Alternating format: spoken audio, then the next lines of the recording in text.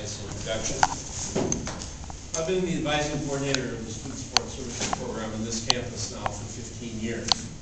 We serve 350 students who, like upward bound requirements, are the same. So if you're a first-generation college student, if you're a student with an income situation, if you have a diagnosed learning disability, students are eligible for our program. Now, there are more students on this campus than we could serve. So basically it's a first come, first served situation. So when you get to whatever campus that you're going to be attending, immediately try to find out where Student Support Services is located and go and fill out an intake form. It is a form that just asks basic questions in respect to your name, when you graduated from high school, where you went to high school, ask some things like what you're planning on doing, if you know, otherwise you put in declared. Strengths, which would be academic areas that you would feel particularly strong in, or things like you're a people person, you're well organized. Weaknesses, which could be an academic weakness if you have one, or things like you're not well organized. Some people put speech anxiety. Procrastination is a major situation. And you do a bunch of checks of different things, you sign it, you date it, and that's as simple as it is to get into the program. Then all you have to do is to consistently meet with whoever's appointed as your advisor. The two services that are provided by Student Support Services are very individualized academic advising and planning. That means that you would meet with a particular advisor that you would be appointed to see several times each semester. Now, I work with about 130 students, and I see them at least 3 times each semester, unless they get to be seniors and they're student teaching or they're off on internships. Then I'm lucky to be able to see them once. But we do keep in contact by email to see how things are going in their particular lives. But the first time, usually for a freshman, is within the first 2 weeks. We provide them with a huge folder of materials. We also give them some gifts for becoming a part of the program.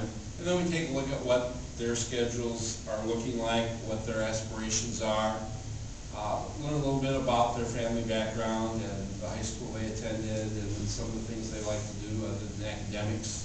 So we kind of get to know them, which is, faculty advisors that every student gets are not going to get to know students on that level.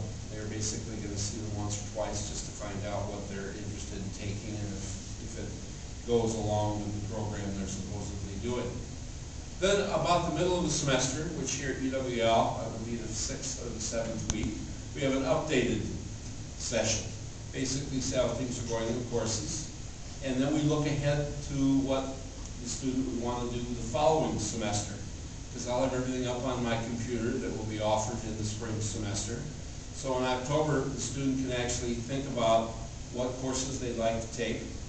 And what we do also is recommend certain instructors, because they are student-oriented, they're well-organized, they're good presenters, they have good reputations, and we get that from feedback from the students that we've worked with over the years.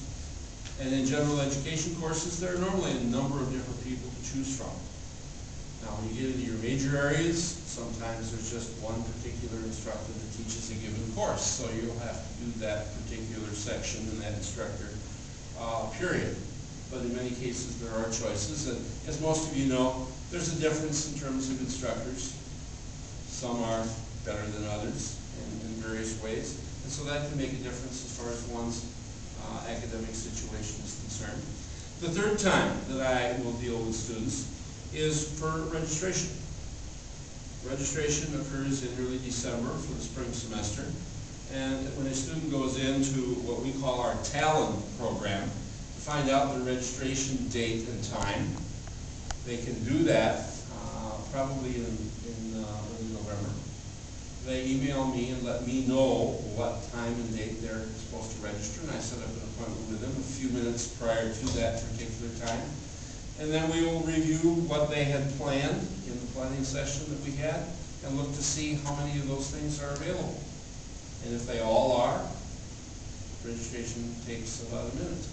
If they're not, then you have to go to Plan B and find some other particular courses. And for students that I work with, if there's a particular course they wanted that was not available at their time for registration, but becomes available later for one reason or another, they add seats to it, or whatever the case might be, with the student's permission, I'll go in and make a schedule change on their behalf and then email them and let them know that I was able to do that. So we have within our program 3 individuals who do advising in addition to our director. Our director goes to a lot of meetings and does a lot of reports, and she doesn't work with very many students. Tom Link, who is next door to me, has about as many students as I do. He also deals with those students that would be classified as the ones having a diagnosed learning disability. He's our liaison to the Disability Resource Services, which is located in Murphy Library. And Lynette Lowe works with our multicultural student population, and she has a few less students. She is 75%, which means she's there 75% of the time each week, which means 30 hours. Tom is there 40 hours a week during the academic year. I'm there 40 hours a week during the academic year and 20 hours a week during the summer. And our director is there all the time. So that's the way our office is set up. Now, some places are going to be a little bit different. Just depends on what university that you might be dealing with.